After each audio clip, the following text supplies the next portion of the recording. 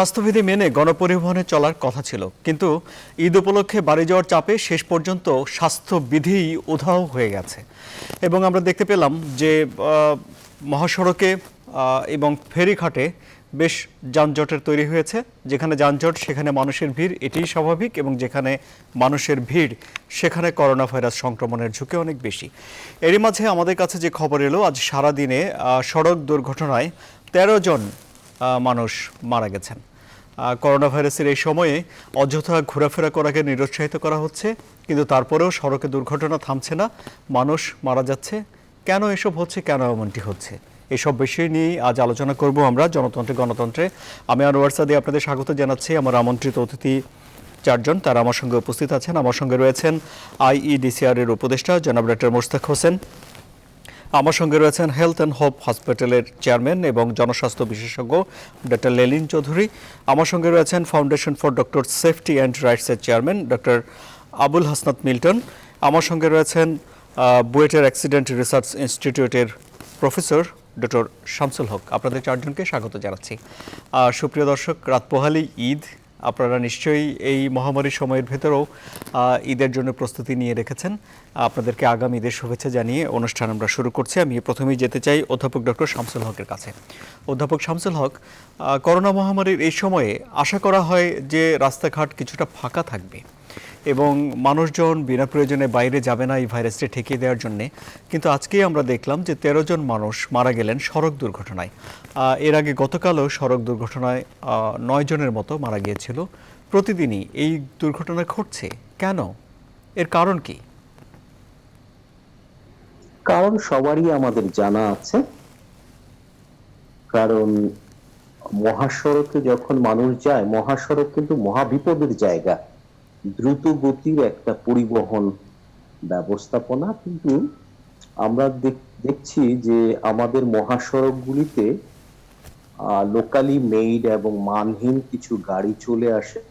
পাশাপাশি শহরে যারা ড্রাইভ করেন সেই টেম্পারমেন্ট নিয়েই কিন্তু দূরপাল্লার জার্নিতে চলে যান।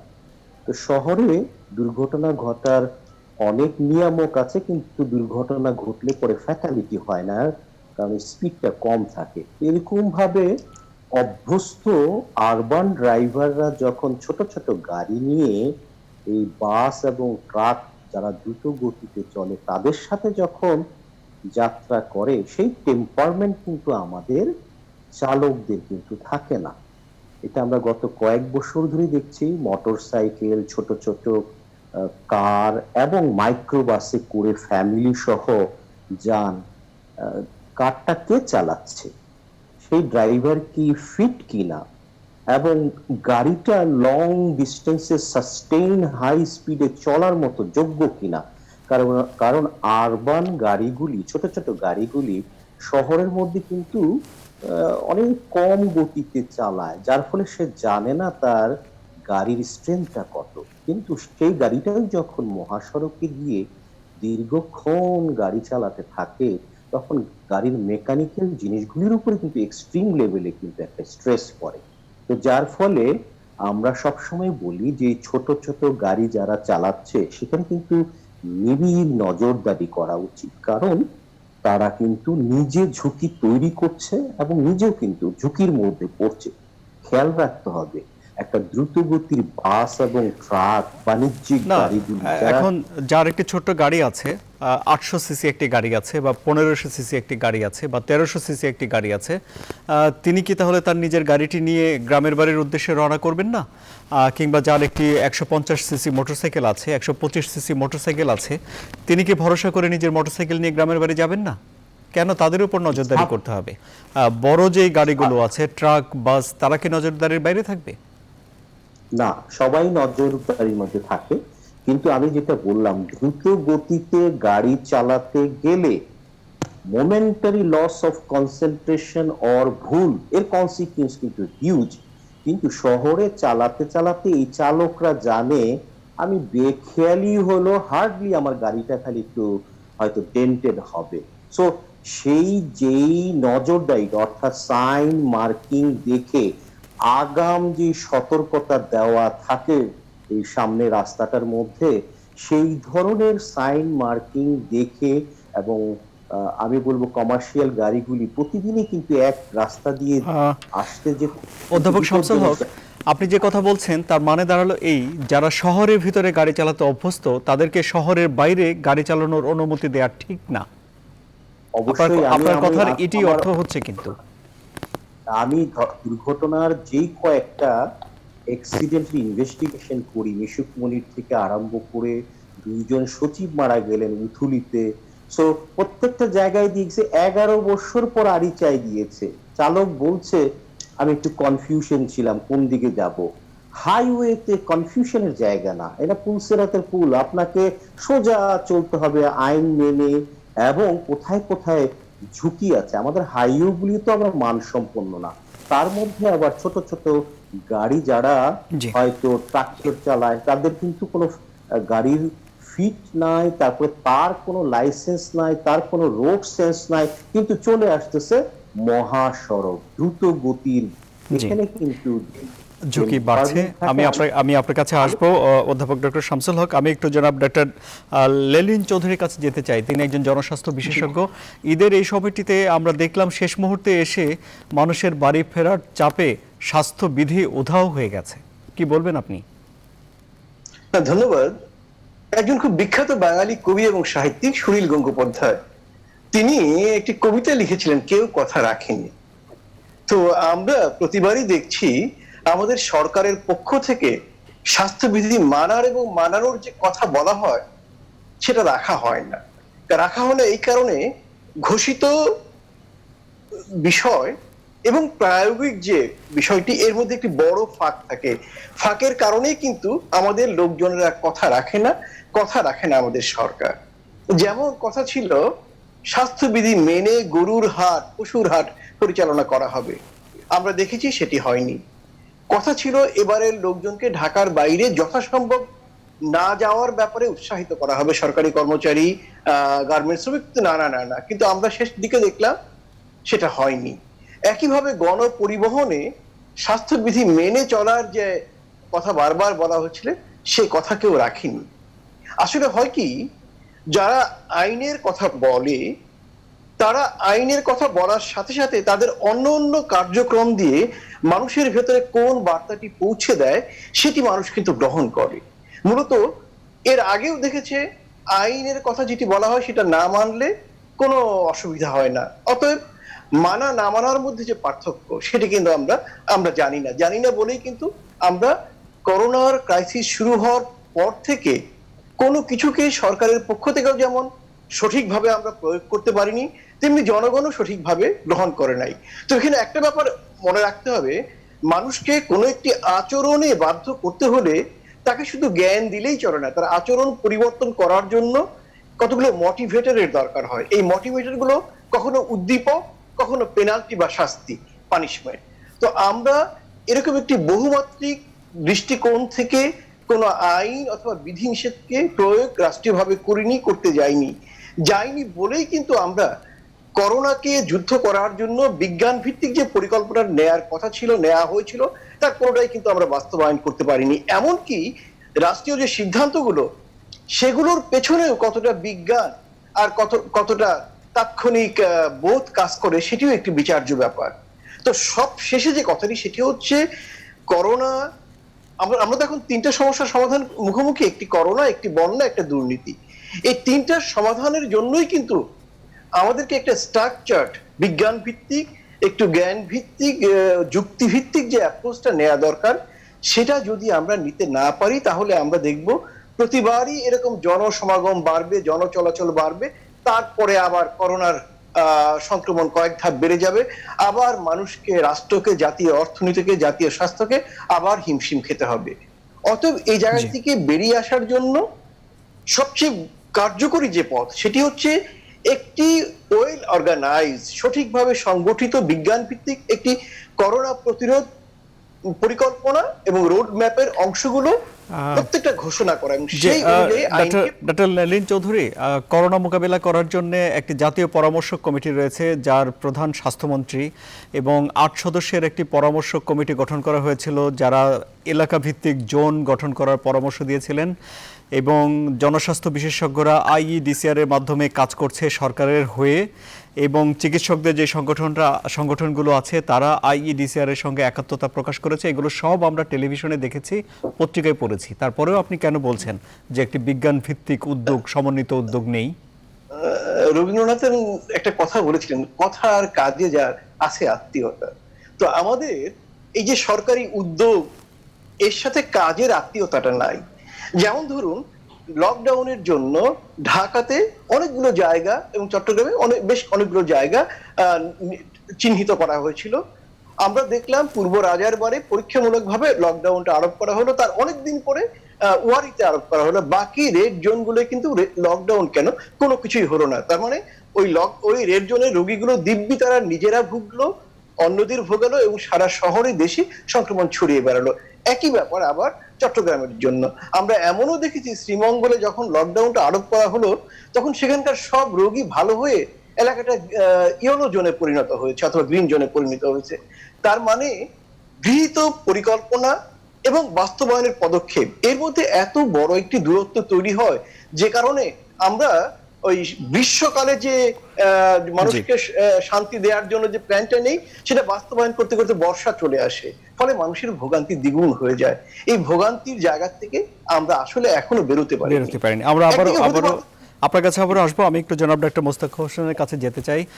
জনাব ডাক্তার মোস্তাক হোসেন, কেউ কথা রাখেনি, কি বলবেন? লিলিন চৌধুরী একটি বিষয় নিয়ে সে খুব সুন্দর বলেছে, যে মানুষকে উদ্বুদ্ধকরণটা নির্ভর করে আমি ঘটনার গুরুত্ব কতখানি, ঘটনা কত সিরিয়াস। এই মহামারী মোকাবেলা হচ্ছে আমাদের সহ সারা বিশ্বের 1 নম্বর কাজ। কিছু পোস্টার, আইডিসিআর এর পক্ষ থেকে পোস্টার চেপে বিভিন্ন টার্মিনালে লাগানো হয়েছে। সেই পোস্টার কত জনের চোখে পড়েছে আমি জানি না। পোস্টারটা রচনা করার সময় আমিও সম্পৃক্ত ছিলাম। অনেক সুন্দর সুন্দর ভাষা, উদ্বুদ্ধকরণ ভাষা, ছবি দিয়ে তৈরি করা হয়েছে। কিন্তু সেই পোস্টার দিয়ে কিংবা গণমাধ্যমে প্রচারের মধ্য দিয়ে কি এটা উদ্বুদ্ধকরণ সম্ভব?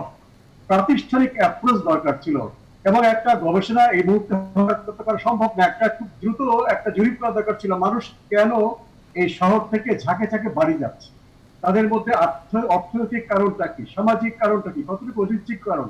সেই কারণগুলোকে ধরে নিয়ে প্রতিটি প্রতিষ্ঠান, যেসব প্রতিষ্ঠান থেকে মানুষ ঝাঁকে ঝাঁকে গ্রামের বাড়িতে যাচ্ছে, এলাকা ধরে, যে সব এলাকার সব মানুষগুলো যায় না। আমি যে এলাকায় আছি এখান থেকে খুব বেশি মানুষ কিন্তু গ্রামের বাড়িতে যায়নি, কিন্তু পাশের এলাকা সেখান থেকে হয়তো অনেকে চলে গেছে। যে সেখানকার ওয়ার্ড কাউন্সিলর এবং তাদের যে একটা নেটওয়ার্ক আছে, তাদের নিয়ে কি কোনো বৈঠক হয়েছে? জুমেই বৈঠক হোক, আমি বলছি না যে সবাইকে শারীরিক দূরত্ব গুছিয়ে একসাথে বসতে হবে। এই যে টার্গেটেড অ্যাপ্রোচ, যে যারা এটা যাচ্ছে তাদের কাছ থেকে সমস্যাটা শুনে সেই সমাধান করে কিভাবে যাওয়াটা কমানো যেতে পারে। যদি এমন হয় যে ছুটছে একসঙ্গে, তাহলে ছুটিটা আগে পিছিয়ে করা দরকার ছিল। যখন ছুটি হবে ঈদের পরে, তখন তারা যাবে। ঈদের মধ্যে তারা কাজ না করলে অফিসে আসতে, অফিসে বসে ঈদ করবে। অনেক কারখানা কিন্তু এটা করে যে অফিসের মধ্যে ঈদ একসঙ্গে রান্না বান্না হয়, শারীরিক দূরত্ব মানে সেখানে ঈদ হবে, ঈদের পরে তারা বাড়ি যায়। এইভাবে একেবারে জিনিসটাকে গুরুত্বটা মাথায় নিয়ে যতভাবে মোটিভেট করা সম্ভব, যতভাবে তাদেরকে সম্পৃক্ত করা সম্ভব। এবং আমি বারবার বলি, অন্যরাও বলেন, জনস্বাস্থ্য বিশেষজ্ঞ যারা, যে মানুষকে মানুষের দায়িত্ব দিতে হবে এটা পালন করবার জন্য। যদি আমরা নামটা বাঁচতে একটা জিনিস করি, বৈজ্ঞানিক অ্যাপ্রোচ হয়েছে, আপনি ঠিকই বলেছেন লিলিন চৌধুরীকে, যে অনেক গবেষণা করে এই লিফলেটটা, যে এই পোস্টারটা আমরা করলাম আইডিসিআর থেকে, অনেক চিন্তা করে। আমি কমিউনিকেশনের কাজ করি, আমি পরামর্শ দিচ্ছি আইডিসিআর সেই বিষয়ে, কিন্তু কমিউনিটি এনগেজমেন্ট হচ্ছে না, রিস্ক কমিউনিকেশনটা হচ্ছে। যে টেলিভিশনে যে সমস্ত বার্তাগুলো যায়, সেই বার্তাগুলো কিন্তু অনেক গবেষণা করে কি বার্তা যাবে সেটা বলা হচ্ছে। যে আমরা যে কথাবার্তা বলি আপনাদের সামনে, এগুলো কিন্তু একেবারে হুট করে বলি না। আমরা কিন্তু অনেক কিছু চিন্তা ভাবনা করে, অনেক কিছু বিশ্লেষণ করে বলি, কিন্তু এইটা হচ্ছে একতরফা যোগাযোগ। মানুষের কাছে গিয়ে তাদের মতো করে যে বার্তাগুলো তাদের মধ্যে দিয়ে বলা। পূর্ব রাজাবাজার কিংবা ওয়ারিতে যেটা হয়েছে, সেখানকার ভলান্টিয়াররা কিন্তু তাদের ভাষায় তাদের জনগণকে বলেছে ঘরে থাকাটা কেন দরকার, কেন বাড়ি বাড়ি গিয়ে বলেছে আপনাদের জ্বর হলে স্যাম্পলটা নিয়ে আসুন, এই রোগী হাসপাতালে যেতে হবে না, কিন্তু আপনাকে কোয়ারেন্টাইন, আপনাকে আইসোলেশন করতে হবে। এই কারণে অনেক কাজে দিয়েছে। কাজেই এখন ঈদে বাড়ি গেলে যে সংক্রমণটা বাড়বে, মাননীয় স্বাস্থ্যমন্ত্রী বলেছেন সংক্রমণটা ধীরে ধীরে কমছে, কিন্তু বেড়ে যেতে পারে তিনি বলেছেন যদি আবার ঈদের সময় আমরা স্বাস্থ্যবিধি নামাই। খুবই গুরুত্বপূর্ণ কথা, সিরিয়াস কথা। স্বাস্থ্য দপ্তরের মহাপরিচালক মহোদয় বলেছেন যে এখন প্লেটুতে আছে, অর্থাৎ কমছে না, কিন্তু একটা জায়গায় মনে হচ্ছে যে এটা কমতে পারে, আবার বাড়তেও পারে। তাহলে আমরা একেবারে ঘরে ঘরে গিয়ে, পাড়ায় মহল্লায় গিয়ে, প্রতিষ্ঠানে গিয়ে মানুষকে নিয়ে বোঝানো, এই যে একটা সিরিয়াস কাজ, এখানে আমরা ইনভেস্ট কেন করছি না? আমরা ইনভেস্ট, এখানে যদি 100 টাকা ইনভেস্ট করি আমরা 1000 টাকার উপকারটা পাবো। এই যে সংক্রমণটা ছড়িয়ে যাবে গ্রাম শহর থেকে, গ্রাম থেকে আবার শহরে, এবং আগস্ট মাসের দ্বিতীয় 2 সপ্তাহ পরে যে সংক্রমণের উচ্চগতি হবে এবং 3 সপ্তাহ পরে মৃত্যুর সংখ্যাটা বাড়বে, এটা অনেক ক্ষয়ক্ষতি হবে। যে অর্থনৈতিক কর্মকাণ্ডের কথা বলে আমরা এটা শিথিল হচ্ছি, সেটা অনেক ক্ষতিগ্রস্ত হবে। এবং যদি মাসের পর মাস চলে সংক্রমণ, আমরা কিন্তু এখানে স্বাভাবিক জীবনে যেতে পারবো না। এভাবে কক্সবাজারে হোটেলগুলো খুলে দেওয়া হচ্ছে, ভালো কথা। সেখানে স্বাস্থ্যবিধি মেনে চলবার জন্য সেখানে কটা বৈঠক হয়েছে, সেখানে স্থানীয় জনগণের সঙ্গে কটা আলোচনা হয়েছে, যারা বেড়াতে যাবেন তাদের সঙ্গে তো এখানে আলোচনা করা দরকার এবং তাদের সমস্যাগুলো শোনা দরকার, কেন তারা স্বাস্থ্যবিধি মানতে পারছেন না। এভাবে যদি আমরা না করি, এখন ঈদের সময় কোরবানি হাটে যা হবার হয়েছে, কোরবানি হাট আজকেই শেষ, কালকে কিছুটা হবে। এখন আমাদেরকে এটার যে খারাপ প্রতিক্রিয়া হবে, সেই প্রতিক্রিয়া ঠেকানোর জন্য আমাদের এখন প্রস্তুতি নেওয়া দরকার। প্রথমে হচ্ছে তথ্য যেন আমরা ঠিকভাবে পাই, সার্ভেলেন্সটা যেন ঠিক মতো হয়। এই যে একটা সঠিক কথা বলেছেন স্বাস্থ্য দপ্তরের মহাপরিচালক মহোদয়, যে আমরা টেস্টের সংখ্যা বাড়াবার জন্য 20,000 তার চেয়ে বেশি যেন প্রতিদিন টেস্ট হয়, কারণ যেই সংক্রমণটা বাড়বে সেটা যদি আমি তথ্যের মাধ্যমে ধরতে না পারি, প্রত্যেকটা রোগীকে আইসোলেট করতে হবে। সে শুধুমাত্র টেস্ট বাড়ানো শুধু নয়, সেই সমস্ত রোগীদেরকে আইসোলেট করে চিকিৎসা দিতে হবে, তার সাথের লোকদেরকে কোয়ারেন্টাইন করতে হবে। এই সমস্ত পরিকল্পনা আজকে থেকে করা উচিত। তাহলে যা হবার হয়ে গেছে, আরিচা ফেরিঘাট বা এই সমস্ত শিমুলিয়া ফেরিঘাটে হাজার হাজার মানুষ এক হয়ে গেছে, কাজে এর পরবর্তী ইফেক্টটা যেন আমরা কম করতে পারি, মিটিগেট করতে পারি, সেই পরিকল্পনা যদি এখন থেকে করি, নিশ্চয়ই আমরা ক্ষয়ক্ষতিটা কমাতে পারবো। জি, আমি আবারও আপনার কাছে আসবো। জনাব ডক্টর আবুল হাসনাত মিল্টন, যা হবার হয়ে গেছে, এখন থেকেই ব্যবস্থা নেওয়া দরকার বলছেন জনাব ডক্টর মোশতাক হোসেন। আপনি কি এই বাক্যকে সমর্থন করেন? যা হবার হয়ে গেছে। জি জি এটাই কথা। কারণ এখন আমাদের এর সবচেয়ে কার্যকর যেটা প্রমাণিত লকডাউন, সেটা তো আমাদের পক্ষে করা সম্ভব না। সুতরাং এখন আমাদের ব্যক্তিগত স্বাস্থ্যবিধি মেনে চলা, ব্যক্তিগত নিরাপত্তার দিকেই মনোযোগ দিতে হবে, এটা আরো আগের থেকেই। তবে এবার কিন্তু একটা জিনিস, লেলিন ভাই, মুস্তাক ভাই, আমি দূর থেকেও দেখছি, একটু আগে কথাও বললাম, যে গরুর হাটের সংখ্যা আগের থেকে কিন্তু একটু হলেও কমেছে। মানুষ যে দেশে যাচ্ছে একটু হলেও এবার কম যাচ্ছে। তো এটা যাও যাচ্ছে, আমরা অগাস্টের 15 তারিখের মধ্যেই আমরা একটা আবার ঊর্ধ্বগতি দেখব এবং তার ফলশ্রুতিতে কিছু মৃত্যুও দেখব। এটা দেখবই, কারণ এটা আমরা ঠেকাতে পারিনি, সেটা ঠেকাতেও পারবো না। কমিউনিটি অ্যাওয়ারনেসে যে পোস্টারটা ছাপালেন, আমরা কিন্তু এই সমগ্র প্যান্ডেমিক মোকাবেলায়, করোনার মোকাবেলায় আইডিসিআর এর কাছে প্রত্যাশার, মানে আইডিসিআর এর কাছে আমাদের প্রত্যাশা বেশি ছিল, নাকি আইডিসিআর নিজেরাও অনেক বেশি দায়িত্ব কাঁধে নিয়েছে? কারণ জনসচেতনতা বৃদ্ধির ম্যান্ডেট কিন্তু আইডিসিআর এর না। এর আগে আমরা এনজিও কে ইনভলভ করেছি, সরকারি যে তৃণমূল পর্যায়ের সংগঠন আছে, তৃণমূল পর্যায়ে যেসব অপিনিয়ন লিডাররা আছে, তাদের আমরা ইনভলভ করেছি। কিন্তু এবার করোনায় আমরা দেখলাম আইডিসিআর আগ বাড়িয়ে অনেক দায়িত্ব নিয়েছে, তারা কন্ট্যাক্ট ট্রেসিং এর দেশব্যাপী দায়িত্ব নিতে গেছে, তাদের তো এই জনবলটা নেই। তো আইডিসিআর এর ভূমিকাটা আমার কাছে মনে হচ্ছে শুরু থেকেই, মানে তারা এত কিছু করতে চেয়েছে যেটা তাদের সামর্থ্য নেই, এবং তারা পরিস্থিতি জটিল করতে অনেক সহায়তা করেছে। তো এখন একটাই কথা, নিজে বাঁচুন, অন্যদের বাঁচান, স্বাস্থ্যবিধি মেনে চলুন, এটাই আমাদের সবচেয়ে বড় কথা। আর শহর পর্যায়ের সচেতনতা কিছুটা হলেও কিন্তু আছে, এটা আমাদের বিভিন্ন কারণেই আমরা সচেতন, কিন্তু সার্বিকভাবে তৃণমূল পর্যায় পর্যন্ত এই সচেতনতাটা নেই। এই নাচাকাটার ব্যর্থতাও আমাদের, কারণ যে কারণে যে নেটওয়ার্কের মধ্য দিয়ে আমরা সচেতনতা, গণসচেতনতা বৃদ্ধি করি, সেই নেটওয়ার্কের কাছে এবার আমরা যাইনি। আমরা আইডিসিআর এর মতো সংগঠনের কাছে গেছি, যেটি মূলত একটি গবেষণা প্রতিষ্ঠান, আমাদের নীতি নির্ধারণী পর্যায়ে আমাদের অনেক নির্দেশনা দেবে, কিন্তু তারাই মাঠ পর্যায়ে কাজ করতে গিয়ে তারা অনেকখানি, তাদের পারার কথা না, কারণ তাদের লোকবল নেই, তাদের ওই নেটওয়ার্কও নেই। ডক্টর আবুল হাসনাত মিল্টন, তাহলে ম্যান্ডেট কার জনসচেতনতা তৈরি করার? ম্যান্ডেটটা স্বাস্থ্য মন্ত্রণালয়ের। এখানে আরো দুটো প্রতিষ্ঠান এখানে নিতে হবে, আপনাকে এনজিও দের নিতে হবে, আপনাকে প্রাইভেট সেক্টরকে ইনভলভ করতে হবে। তো গভর্নমেন্ট প্রাইভেট সেক্টর এবং এনজিও সেক্টর, এই তিনটা সেক্টরকে আপনাকে ইনভলভ করলে, আমরা অতীতে করেছি, এটা কিন্তু করোনার থেকে না, আমরা আর্সেনিকে করেছি, আমরা ডায়রিয়া মোকাবেলা করেছি, আমরা ইপিআই এর জনসচেতন, আমরা সব জায়গায় এই তিনটা বডিকে ইউজ করেছি। কিন্তু এই প্রথম দেখলাম এনজিওরা খুব কম, আমাদের প্রাইভেট সেক্টর ইনভলভ হবে কিনা এটা নিয়েও আমরা প্রথম থেকেই দ্বিধান্বিত ছিলাম।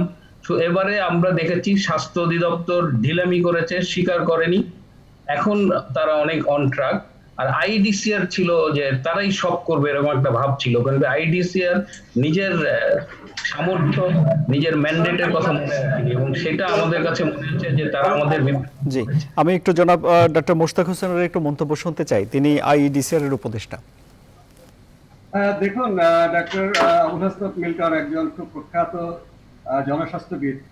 ম্যান্ডেট আইডিসিআর হচ্ছে প্যান্ডেমিক কন্ট্রোল করা, এটা ঠিক। স্বাস্থ্য অধিদপ্তর মে মাস থেকে অনেক দায়িত্ব নিয়েছে।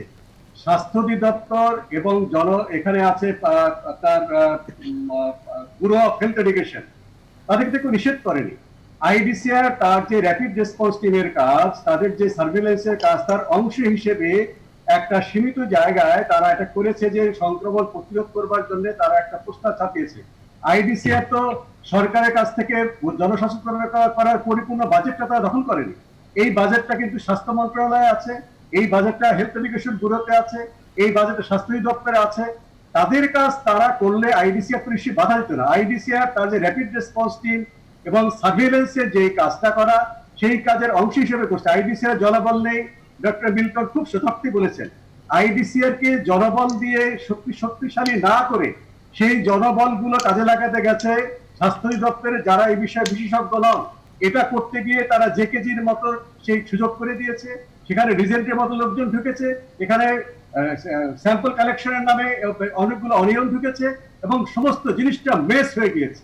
আইডিসিআর এর সাথে স্বাস্থ্য দপ্তর, স্বাস্থ্য মন্ত্রণালয় সবাই সমন্বিত ভাবে যদি বর্ধিত, ওয়ার্ল্ড ব্যাংক অনেক টাকা দিয়েছে, এডিবি অনেক টাকা দিয়েছে, সেই টাকাটা কিন্তু আইডিসিআর খরচ করছে না, সেই টাকা খরচ করছে কিন্তু স্বাস্থ্য দপ্তর। প্রজেক্ট ডিরেক্টর কিন্তু আইডিসিআর এর বাইরে, কাজে তারা তাদেরকে তো কাজ করতে নিষেধ করে। সেখানে জনসচেতনমূলক কাজ করবার জন্য অনেক বাজেট রয়েছে, সেই বাজেট তারা খরচ করছে না কেন? আইডিসিআর তার র্যাপিড রেসপন্সে যে বাজেট আছে, সেই বাজেটের একটা সামান্য অংশ দিয়ে আমরা বারবার বলে চাই আইডিসিআর পরিচালককে আপনি হাত গুটিয়ে বসে থাকবেন না। প্যান্ডেমিক কন্ট্রোল করার ব্যর্থতার দায় দায়িত্ব কিন্তু আপনার উপরে পড়বে, এখানে কোনো হাত গুটিয়ে বসে থাকার কারণ নেই। স্বাস্থ্য দপ্তর মে মাস থেকে সকল দায়িত্ব কাঁধে নিয়েছে, তারা আইডিসিআর এর কাজকে কমানোর চেষ্টা করে, আইডিসিআর কে তারা কাজ করতে খর্ব করেছে। আইডিসিআর এখানে বসে থাকতে পারে না, কিন্তু যাদের দায়িত্ব তাদের কোনো কাজ আইডিসিআর স্বাস্থ্য অধিদপ্তর আইডিসিআর কে কাজ করতে দিচ্ছে না বলছেন আপনি? সামগ্রিক প্যান্ডেমিক কন্ট্রোল করবার জন্য সমস্ত পরিকল্পনার কেন্দ্রবিন্দুতে পৃথিবীর সমস্ত দেশে এপিডেমিওলজি ইনস্টিটিউট কাজ করছে। মার্কিন যুক্তরাষ্ট্রের সেন্টার ফর ডিজিজ কন্ট্রোল যেই কাজটি করে, বাংলাদেশে আইডিসিআর সেই কাজটি করে, সেই ম্যান্ডেট প্রাপ্ত আইডিসিআর। এটা ঠিক, আইডিসিআর এর পরিচালক একমাত্র একজন যুগ্ম সচিবের মর্যাদা প্রাপ্ত, তিনি শীর্ষ কর্মকর্তা নন। সেখানে উচিত ছিল আইডিসিআর কে শক্তিশালী করা, আইডিসিআর এর ডিরেক্টরের পদকে ডিজি পদে উন্নীত করা। সেটা রাতারাতি করা সম্ভব নয়, কিন্তু ডিজি যারা আছেন, যারা সচিব আছেন, তারা আইডিসিআর কে সমন্বয়ের কেন্দ্রে রেখে তাদের সদস্য কিন্তু ডক্টর মোশতাক হোসেন, অভিযোগ তো ভিন্ন। অভিযোগ হলো আইডিসিআর নিজে থেকে বেশি দায়িত্ব নিজেদের কাঁধে নিয়ে নিয়েছে এবং তারা অন্যদের কাজ করতে দেয়নি। না না না, নিজে থেকে দায়িত্ব নিতে পারে না, সরকারি প্রতিষ্ঠান। এখানে বাজেট কোথায়? আইডিসিআর তো সেই বাজেট নেই। আইডিসিআর এর দায়িত্ব হচ্ছে প্যান্ডেমিক কন্ট্রোল করা, নাম হচ্ছে এপিডেমিওলজি ইনস্টিটিউট। মহামারী প্রতিরোধের দায়িত্ব তাদের। বরঞ্চ আইডিসিআর কে সহযোগিতা করা উচিত ছিল, যেইভাবে 2009 সালে প্যান্ডেমিক ইনফ্লুয়েঞ্জা নিয়ন্ত্রণ করেছে আইডিসিআর, নিপা ভাইরাসের মহামারী নিয়ন্ত্রণ করে আইডিসিআর, সকল মহামারী নিয়ন্ত্রণ করে আইডিসিআর। এখানে আইডিসিআর এর নিজের থেকে দায়িত্ব নেওয়া, নিজের থেকে কিছু করার কোনো সুযোগই নেই। সেখানে তার যে দায়িত্ব WHO, centre for disease control, মার্কিন যুক্তরাষ্ট্র যেই কাজটা আইডিসিআর এর সঙ্গে করে থাকে, সেই কাজগুলো আইডিসিআর করতে গিয়েছিল। একটা বিরতি নিতে হচ্ছে, আজানের সময় হয়ে গেল, একটা বিরতি নিয়ে আমি বিরতি থেকে ফিরে এসে আরো আলোচনা আছে। সুপ্রিয় দর্শক, আপনারা আমাদের সঙ্গে থাকুন, আমাদের আমন্ত্রিত অতিথিরা আমাদের সঙ্গেই থাকবেন।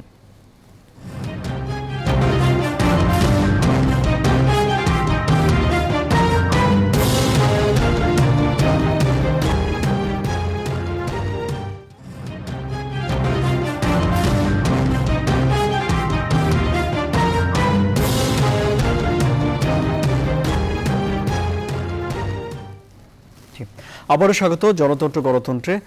আমার হাতে খুব বেশি সময় নেই, তাই আমি অল্প অল্প করে সবার কাছ থেকে মন্তব্য নিব। অধ্যাপক ডক্টর শামসুল হক, তাহলে এই যে সংক্রমণের ঝুঁকি এখন বাড়ছে মহাসড়কগুলোতে দিয়ে গ্রামে যাওয়ার পর বা গ্রামে সবাই ঈদ উদযাপন করতে যাওয়ার পর, এই সংক্রমণ ঠেকানোর জন্য এখন তাহলে কি করা?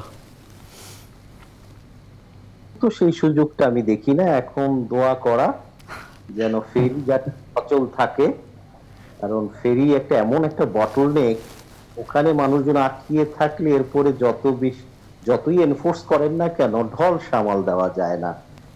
পাশাপাশি আমি বলবো যারা দায়িত্বে আছেন তাদেরকে কিন্তু বড় ভূমিকা রাখতে হবে। আমি অন্যান্য এখানে যারা আলোচক ছিলেন আমি তাদের কথাগুলি শুনছিলাম, আসলে আমাদের প্রত্যেকটা সেক্টরে জনবলের এত ঘাটতি, এবং সেই ঘাটতিটা কখনো আমরা ডিউলি রিকগনাইজ না করে কোনোভাবে ঠেকা দেওয়ার চেষ্টা করি, এবং চেষ্টা করতে করতে কিন্তু আজকে আমরা টেস্টেড হচ্ছি সব জায়গায় যে আমরা ফেল করি।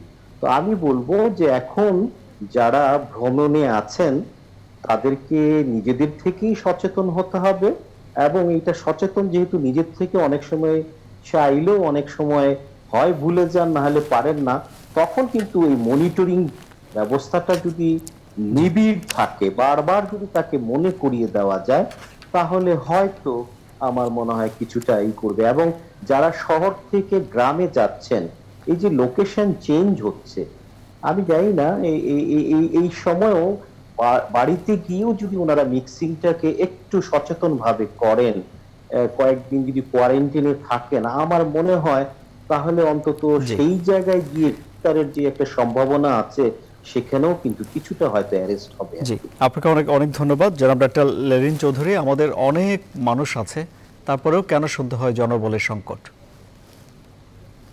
আমাদের অনেক লোক আছে, এটা যেমন সত্য, কিন্তু যেখানে যে লোকটি থাকতে হবে অথবা অর্থাৎ right man in the right place, সেটা নাই বলি আসলে জনগণের সংকট। যেমন ধরুন এই যে মহামারীটাকে আমরা প্রতিরোধ করব, প্রতিরোধের নেতৃত্বকে দেবেন স্বাস্থ্যমন্ত্রী, এবং তার প্রধান প্রয়োগকারী হিসেবে কাজ কে করবেন? ডিজি, স্বাস্থ্য অধিদপ্তরের মহাপরিচালক। এখানে কোন কোন সংস্থা কাজ করবে? স্বাস্থ্য অধিদপ্তরের সাথে যুক্ত স্বাস্থ্য মন্ত্রণালয়ের অধীনস্থ সমস্ত সংস্থা, আইডিসিআর বলুন, সিবিসি বলুন, ইনফেকশাস ডিজিজ হসপিটাল বলুন, অথবা হেলথ এডুকেশন ব্যুরো বলুন, সবাই কিন্তু কাজ করবে।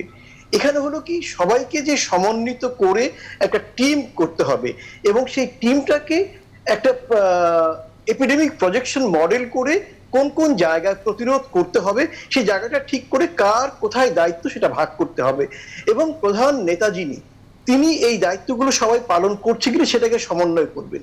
তারপর একটা সময় পরে কি কি হলো এর ফলাফল নিয়ে আবার একটা রিমডেলিং হবে, অর্থাৎ বিজ্ঞান ভিত্তিক একটি কাজ হবে। সেই কাজটা আমরা করিনি বলেই আইডিসিআর এর সাথে ডিজি হেলথের ঠেলাঠেলি, ডিজি হেলথের সাথে মিনিস্ট্রির ঠেলাঠেলি হয়। কি যখন একটা চমৎকার একটা কথা আছে, আমি একজনে বলেছেন, একজন দার্শনিক, আমি সিংহের নেতৃত্বে একটি ভেড়ার বাহিনীকে ভয় পাই, কিন্তু একটা ভেড়ার নেতৃত্বে সিংহ বাহিনীকে ভয় পাই না। মূলত যিনি নেতা হবেন, এখানে প্রধান নেতৃত্বের দায়িত্ব থাকবেন, তাকে সিংহের ভূমিকা পালন করতে হবে, অর্থাৎ বিজ্ঞান ভিত্তিক রণকৌশলটা, স্ট্র্যাটেজিটা ঠিক করে সেই অনুযায়ী কোথায় কে কাজটি করবে সেটা সেট করে যদি আমরা যুদ্ধ পরিকল্পনায় এগিয়ে যেতাম, তাহলে আজকে সমন্বয়হীনতা, দুর্নীতি, জন অর্থ লুটপাট এগুলি কোনোটাই আমাদের শুনতে হতো। অনেক ধন্যবাদ ডাক্তার আবুল হাসনাত মিল্টন। সঠিক চেয়ারে সঠিক মানুষ, কি বলবেন? এটা তো আমরা সবসময় দেখছি যে বিশেষ করে স্বাস্থ্য অধিদপ্তরে, স্বাস্থ্য মন্ত্রণালয়ে ছাগল দিয়ে হাল চাষ করার একটা প্রবণতা, যদি উপমা দিয়ে লেলিন ভাই তো কাব্যিক করে ফেললেন আলোচনাটা। তো সেখানে আমরা যেমন দেখছি আমাদের হাসপাতালে প্রথম দিকের চিকিৎসা নিয়ে একটা অব্যবস্থাপনা ছিল, সেটা সমাধানে তিনি একটি ডক্টরস ফর সলিউশন নামে হঠাৎ একটি সংগঠনকে এনে হাজির করেছিলেন আমাদের সামনে। এই ব্রিফিং এর মাধ্যমে আমরা দেখলাম যে কতিপয় ডাক্তার, যিনি আহ্বায়ক, তিনি নিজেও জানতেন না যে তিনি ওই টিমের আহ্বায়ক। তারপরে জেকেজিকে নিয়ে আসলেন, কোথা থেকে নিয়ে আসলেন, আরো তো এই যে আপনি মাস সাপ্লাইয়ের জন্য একটা অটোমোবাইলস কোম্পানিকে নিয়ে আসলেন, 9 কোটি টাকাও দিলেন, তার আজ পর্যন্ত কোনো অস্তিত্ব নাই। সুতরাং জনবল বাংলাদেশে যদি কেউ বলে দক্ষ লোক নেই, জনবল নেই, আমি মানবো না এটা। বাংলাদেশে করোনা মোকাবেলায় অসংখ্য বিশেষজ্ঞকে ডাকাই হয়নি। আমার সাথে ছাত্র জীবন থেকে কাজ করেছে একটি ছেলে, আপনারা তাকে গণমাধ্যম ব্যক্তিত্ব বলে জানেন, কিন্তু ছেলেটি স্ট্যান্ড করা এবং ছেলেটি আসলে জনস্বাস্থ্য বিশেষজ্ঞ, এটা আমরা কেউ জানি না। আব্দুল নূর তুষার, এই তুষার ছেলেটা মার্চ মাস থেকে আজ পর্যন্ত প্রত্যেকটা স্টেটমেন্ট আপনি যদি বিশ্লেষণ করেন, আপনার করোনা নিয়ন্ত্রণে একমাত্র তুষারকে নিয়ে গেলেই আপনি এর চেয়ে অনেক বেটার রেজাল্ট দিতে পারতেন। কথার কথা বলছি। সুতরাং আমাদের অনেক এক্সপার্টস আছে, কিন্তু আমরা তাদের ডাকিনি, ডিজি তাদের ডাকেননি, কারণ ডিজিদের অন্য এজেন্ডা ছিল। আমি অনেক আগে বলেছি, আমি মার্চের 31 তারিখে বলেছিলাম যে এইখানে তাদের এজেন্ডাটা অন্য। তারা একটা এজেন্ডা নিয়ে আসছিল এই সরকারকে বিতর্কিত করবে। এই সরকার 99% সাকসেসফুল, স্বাস্থ্যে সাকসেসফুল হয়নি। স্বাস্থ্য এমন একটা জিনিস যে আপনি সব জায়গায় ভালো হবেন, স্বাস্থ্যে ব্যর্থ হবেন, আপনার সব অর্জন ম্লান করে দিতে পারে একমাত্র স্বাস্থ্য। And that was targeted by আমাদের ইমিডিয়েট যিনি চলে গেছেন সেই মহাপরিচালক। সুতরাং আমরা এইটা ওয়াজ এ প্ল্যান্ড গেম। এটা আজকে আমি যখন মার্চের 31 তারিখে আপনাদের চ্যানেলে বলেছিলাম, আই ওয়াজ ব্লেমড, আমাকে মানুষ কথা বলেছিল। আজকে একটু প্রমাণ হয়েছে। আগামী দিনের ইতিহাস বলবে যে একটি ষড়যন্ত্রের অংশ হিসেবে সদ্য পদত্যাগী ডিজি এবং তার সিন্ডিকেট এই ঘটনাগুলো পরিকল্পিতভাবে ঘটিয়েছিল।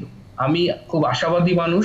আজকে আমাদের এখানে ঈদ, বাংলাদেশে আগামীকাল ঈদ, সবাইকে ঈদের শুভেচ্ছা দিয়ে বলতে চাই, স্বাস্থ্য মহাপরিচালক এই প্রথমবারের মতো বাংলাদেশের সব ডাক্তারদের, অধিকাংশ ডাক্তারদের একটা SMS দিয়ে ঈদের শুভেচ্ছা জানিয়েছে।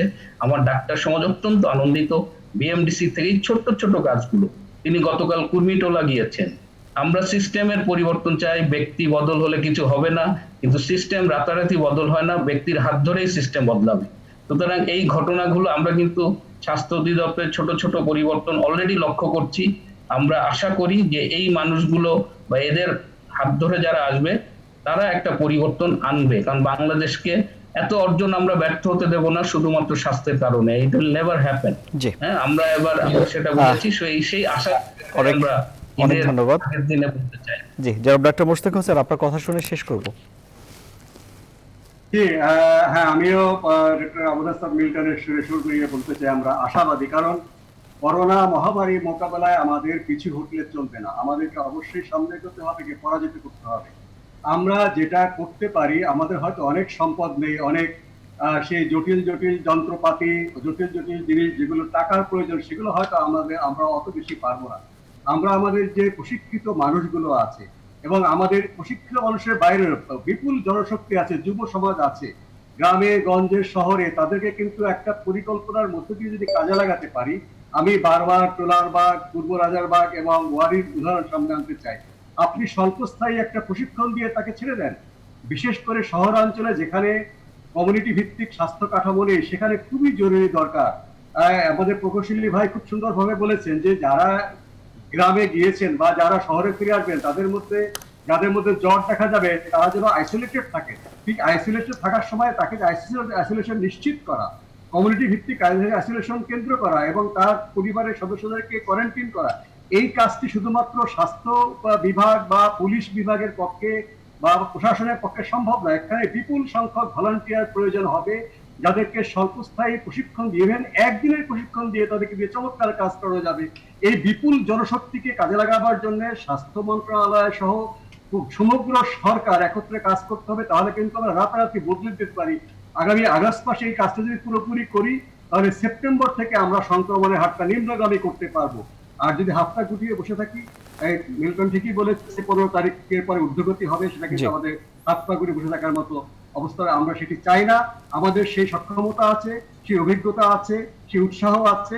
দরকার নেতৃত্বের পক্ষ থেকে সবাইকে উদ্দীপ্ত করে সেই নির্দেশনা দেওয়াটা, নিশ্চয়ই আমরা সফল হব।